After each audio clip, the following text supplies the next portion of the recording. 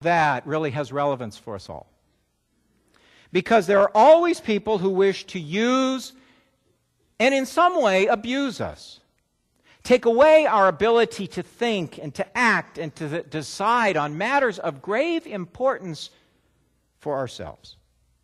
People who want to choose the course, not just in what we do and why we do it, but who we are. They want to define who you are. They want to define who you are. You know, I'm an Apple fan. And part of the reason I own apples is not because they function, but because Steve Jobs convinced me they are cool. And so if I have one, I am cool. Why are you laughing? The confirmands know that.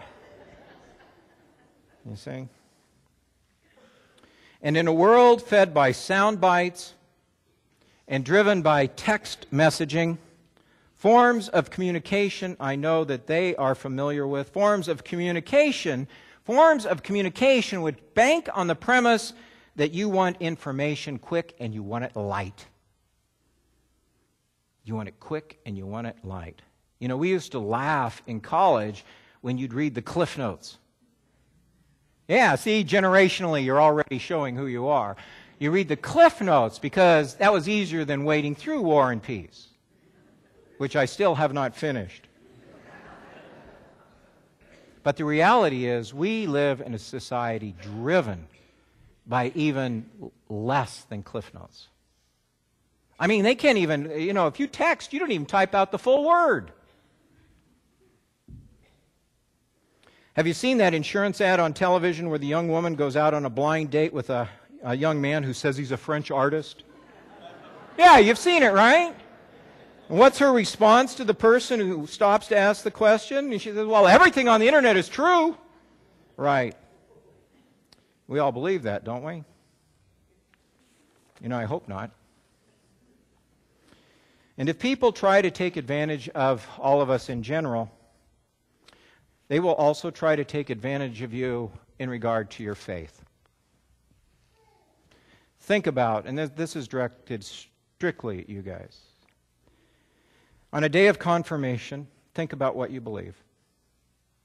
If you have learned nothing else this year, you should have learned that it's important to ask questions, to discern for yourself who God is and how God is working in your life. That doubt often becomes the first step of faith. The questioning means you're growing. I mean, when you begin to, in some way, doubt your parents, it's a recognition that you are trying to make decisions for yourself. And the hardest thing about being a parent is to step back and let you do that, knowing that you're going to do some stupid things. And we can't save you. Doubt can often be the first foundational step of building a faith. Don't let anybody sell you a bill of goods about what God is about or what God is doing. Be smart enough to work through what God is doing in your life and how God is acting in this world for you, through you, and others. Own what you believe. We live in a society where there is a lack of investment and commitment. You know? Own what you believe. Just as ads are aimed at getting you to buy something, so the gospel asks you to invest yourself as well.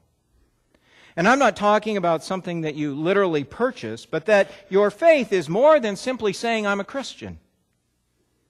Rather, it is seeking to apply the attributes of Jesus, which you will fail at, but you get up and try again. It's not easy to turn the other cheek. It's not easy to love the stranger. It's not easy to forgive your enemy.